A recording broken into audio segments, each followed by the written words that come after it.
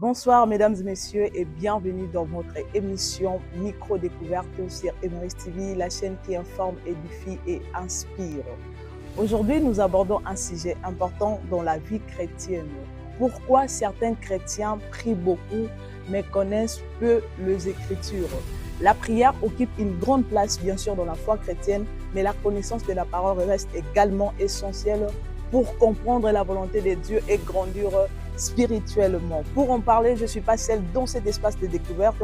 Nous avons eu l'honneur de recevoir le prophète parfait Poiti, qui est le représentant légal du ministère universel Mission Intercession, Yumi en sigle, qui va nous aider à mieux comprendre les liens qui existent entre la prière et la connaissance de la parole de Dieu. Prophète, bonsoir et bienvenue. Bonsoir, chère madame. Savoir que vous allez bien, prophète. Alors, Merci. entrons directement dans notre vif du sujet. Prophète, pourquoi constatons-nous aujourd'hui que beaucoup de chrétiens prient énormément mais connaissent peu le Sainte Écriture?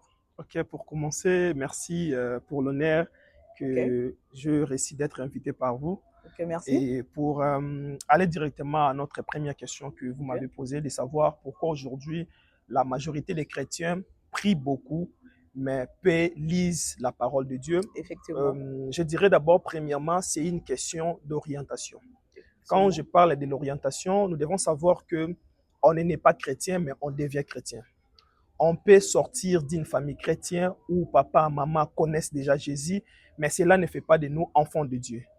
Devenir enfant de Dieu, c'est tout un processus. Comme Christ est en train de parler à Nicodème dans Jean chapitre 3, lorsque Nicodème l'a abordé cette nuit pour savoir comment est-ce qu'on peut faire pour hériter les royaumes, Christ lui a expliqué qu'il faudra naître de nouveau.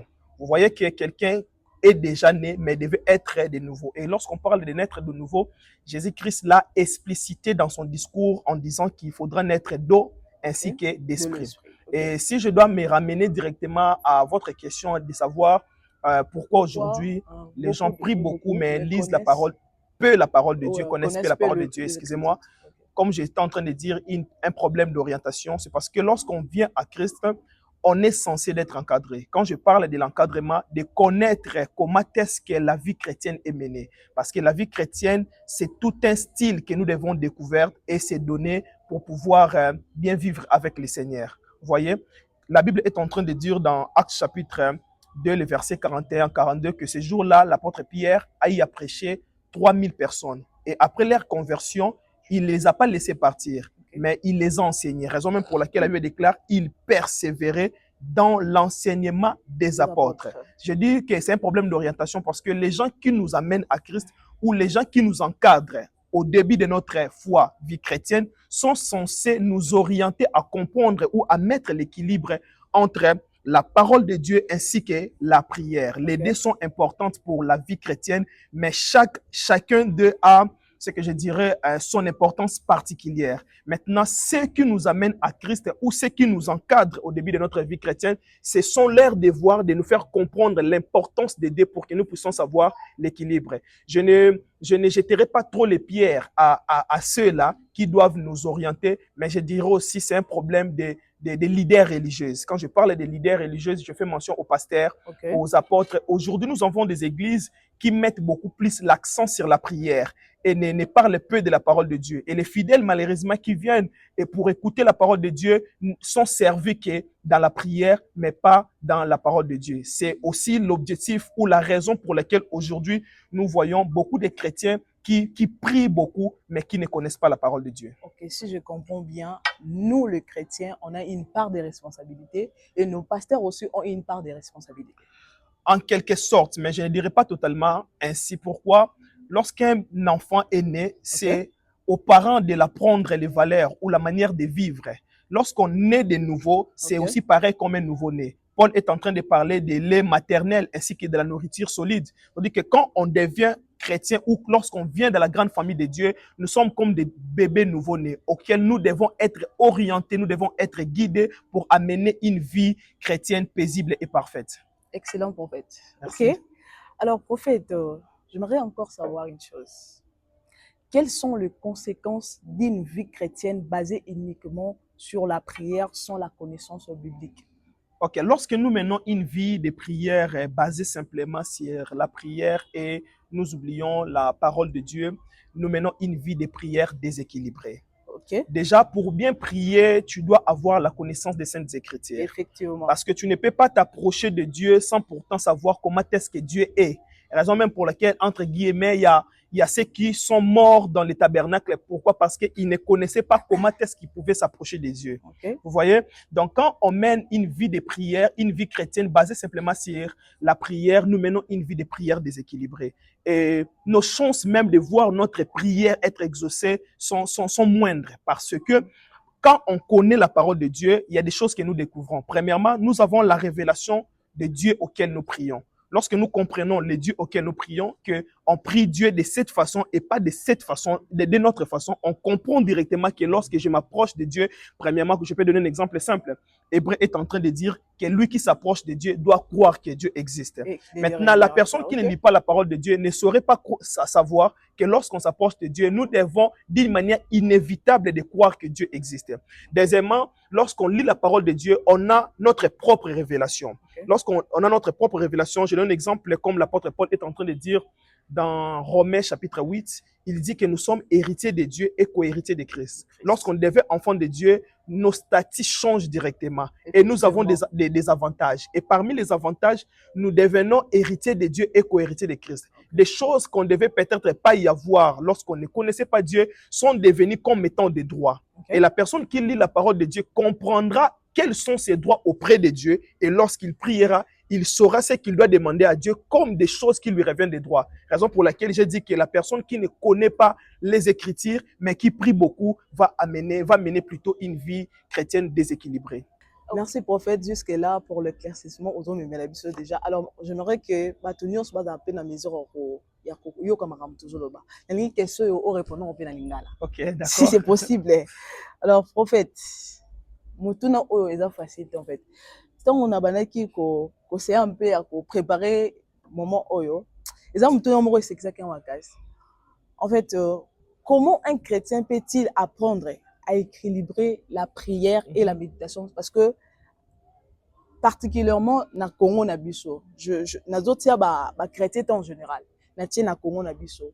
Comment un parent ou bien un étudiant a quitté l'université, comment est-ce que le transport en bourg avec des embouteillages et tout qu'on sort, stress, mais quand même, arriver à la maison, il y a des apparatés, et ça que je peux arriver à la maison, na vandi, na lala, peut-être, bah, catholique, Tommy, et les qui, déjà na like parce que je suis victime. Il y a na lala qui déjà des maloba, trois maloba, ça passe dans la lit. Alors, avec toutes ces choses, comment un chrétien peut-il apprendre à équilibrer la prière et la méditation en même temps? Parce que la prière, ça peut comprendre, tu peux comprendre un moment, tout ça, la rappeler, moi, prière à 2 minutes, et l'équilibre. Maintenant, comment on peut équilibrer la prière et la méditation en même temps? Ok, merci. Obi nangana tuna question na répondre na question en français. Bon, on va faire avec. On est bilingue. Déjà, ok, pour coéquilibrer, si je peux dire, oui. La vie de prière ainsi que la vie de la méditation. Ecclésiaste chapitre 3, le verset 1er nous dit qu'il y a un temps pour tout.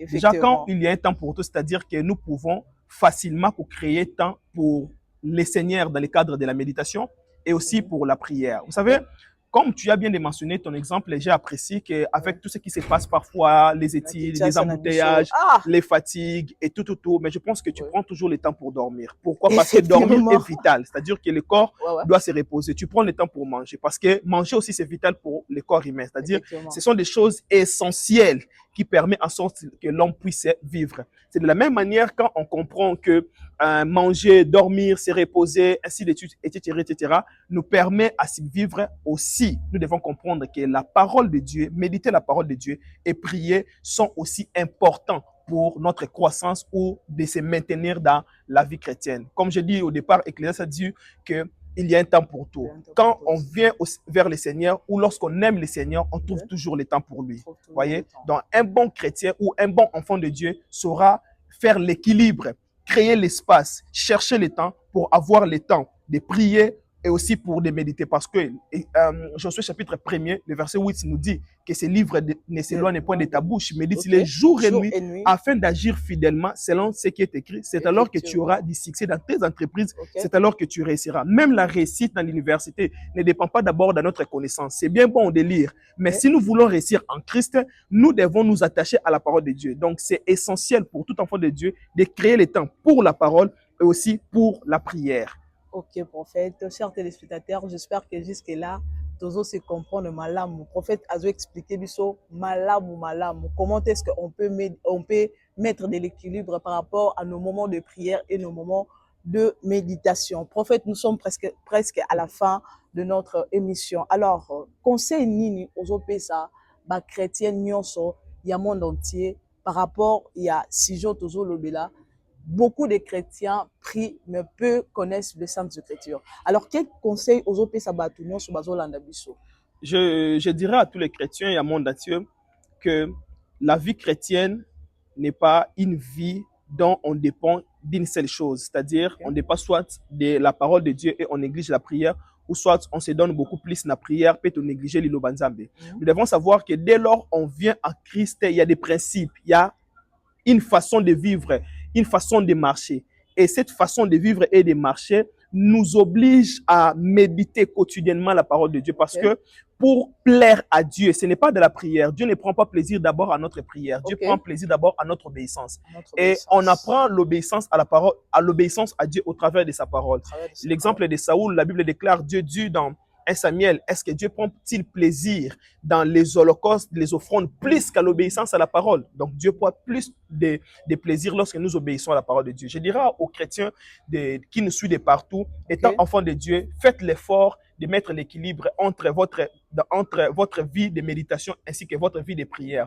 Parce que si vous négligez l'un, ou vous favorisez l'autre, dans tous les cas inverse, vice-versa, il y aura une vie chrétienne déséquilibrée. Mais si vous voulez mener une vie chrétienne qui plaît à Dieu et qui fait en sorte que le témoignage de Jésus-Christ soit répandu au travers de vous, vous devez faire l'effort que les deux marchent ensemble.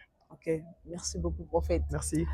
J'espère que tu connais un prophète, et pour conclure ces moments, la prière est importante comme le prophète vient de l'expliquer tout à l'heure, mais la connaissance de la parole de Dieu l'est aussi. Un chrétien ne doit non seulement prier, mais aussi lire et comprendre le Saintes Écritures afin de grandir dans la foi. Merci à vous, prophète, pour ces paroles d'édification et merci également à vous, chers téléspectateurs, de nous avoir suivis. C'était Merveille Diakabane à la présentation de votre émission Micro-découverte sur Emeris TV, la chaîne qui informe, édifie et inspire. N'hésitez pas de nous écrire si vous avez des questions, suggestions.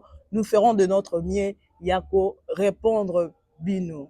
Je vous encourage, frères et sœurs, de vous abonner massivement à notre compte Nabiso Nyonso. Nous sommes sur Instagram, Emeris TV.